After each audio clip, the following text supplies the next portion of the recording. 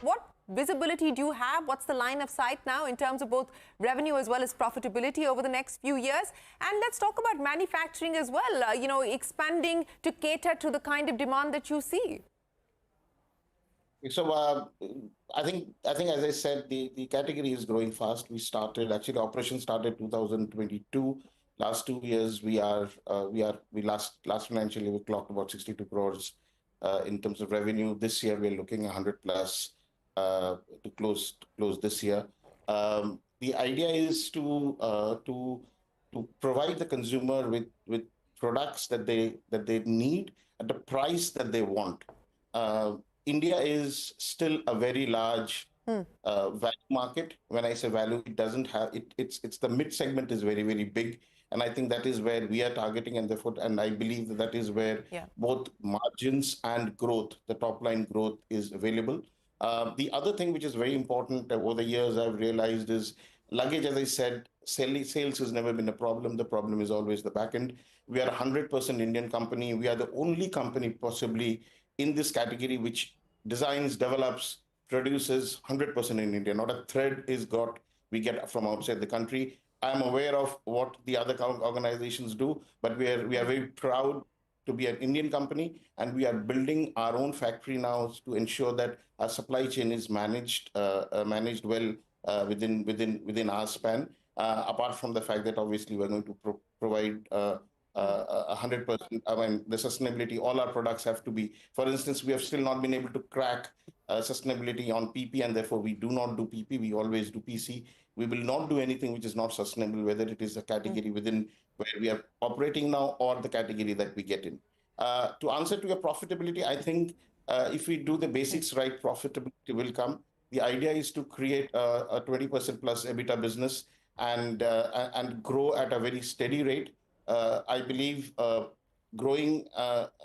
fluctuating on growth is not the right thing to do. You have to have a steady pace of growth with a steady EBITDA, and that's what makes great companies. Now, as things get more competitive and perhaps even more commoditized, how do you stay ahead? I think we need to be present where the consumer is. Today, consumer is online and offline. Our sales, 40% of our sales, 40 to 45% of our sales comes from online, and the rest comes from offline. So offline is very big. We cannot not sell where the consumers are. We started on digital because that's where you can have the initial reach. But then you cannot negate the fact that there are consumers who are going offline, because luggage is a category where trust is needed.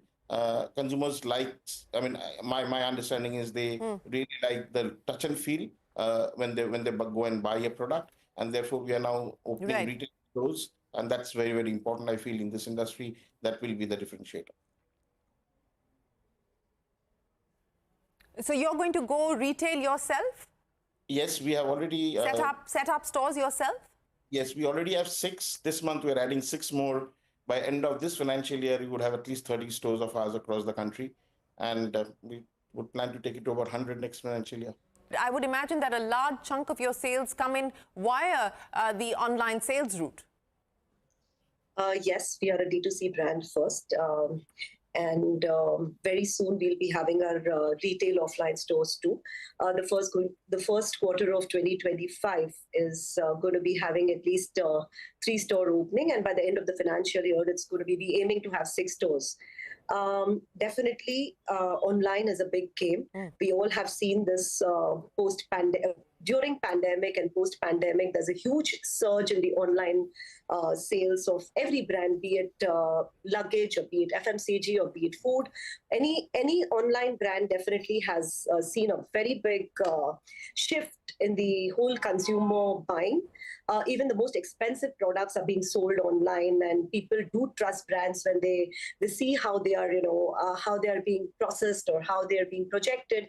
So online definitely is a big market, but definitely, as mentioned, that touch and feel is a very big factor, and we cannot overrule that.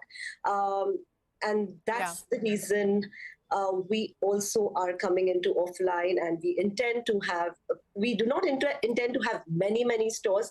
We want to go not very quick in this whole process, in this whole journey, because ours is a premium, approachable brand, and the products are very, they range not in a very lower value. The average order value pricing is also quite, it's a little more than average. So definitely we are going to be taking slow steps when it is going to be opening up stores, but definitely they're going to be very, very good quality stores. They're going to be of a premium approachable level. And retail is the next big step for us. Are you in the market looking to raise funds given the expansion plans that you're working with? Yes, we are. We are soon going to be looking at raising funds, because at the end of the day, muscle power of money is very important, right? As of now, we are a very stable brand doing a very stable business. And as I mentioned in the earlier just few minutes back, is that we look a lot into research and development. We do come up with products a little slowly, but once you come there, we are completely ready for that. Also to mention about the offline, we are also present in 3 airports, Lucknow, Bangalore, and Trivandrum. 2 more are going to be added by Jan end. Explain to me what you're working on today, and similarly from what we heard from Sudip and Naina, are you looking at offline expansion as well? And I believe that a women's range is on the cards too. Right. I mean, we don't say ourselves luggage geeks a lot, because I think people will have to recognize us saying that, we like your designs and functionality. So let us call you geeks that way. But rightly say, I mean, in terms of when talk about retail strategy, I think we definitely thinking to open our brand flagship stores soon. In next 1 year, we should have at least 4 to 5 stores coming in at different cities for people to go and check out all the ranges out there. But definitely not looking forward to open 100 of stores out there. But I think for us, it would be a combination of premium retailers out there in our general trade, and then modern retail, and a combination of EBO. Because I think we definitely feel that there is convenience of buying luggage through online and quick commerce. So I think opening few stores around your audience could really take care of it. I mean, that's a sustainable model for us. I mean, second, we do think that luggage has been designed keeping masculine designers in mind, and masculine energy. I feel that there is a need for a more of a feminine version of luggage out there. So we are coming with a women range in luggage and tote and backpack. So I think that could and keeping functionality in mind. What are some of the key challenges that you've had to encounter that we should be mindful of? One of the biggest challenge in any startup is how to manage the working capital, which means how to manage your outstandings in the market, how to manage your inventory. That's something that we have to do. And one of the good things that has happened is, since we operate only in India, there is we can manage the inventory far better. We sell through our own stores, so we don't dump stocks. Our outstandings are quite under control. So working capital management is the biggest thing. It's a startup is like a small boat. It keeps on rocking, and you need to ensure that you stabilize the boat well before you speed. But saying that, apart from managing the operations, I think what is important is to build a very, very strong backend. The supply chain has to be very, very good. Your factories have to produce to the quality. Your designers have to make great designs. In fact, I don't know if many of you are aware of this year, 2024, we are the first Indian luggage company to win the Red Dot Award.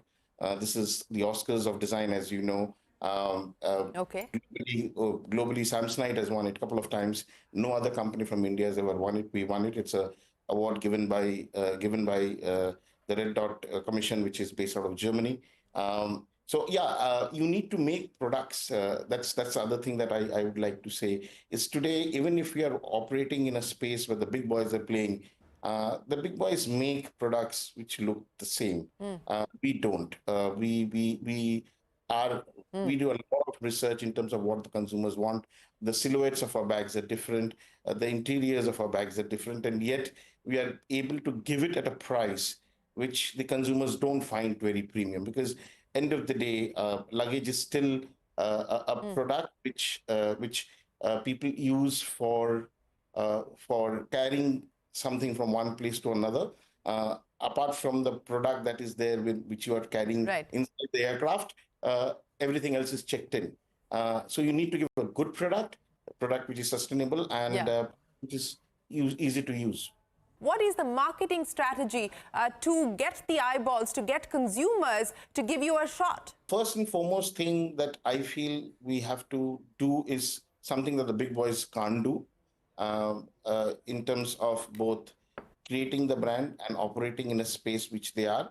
So the products that we make needs to be very different. For instance, we don't make black color bags.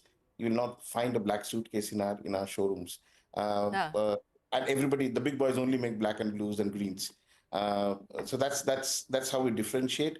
We brought in printed luggage, which is not the printed duffels printed. And if you really see the quality of our products, we have a girls range, we have a boys range in terms of backpacks.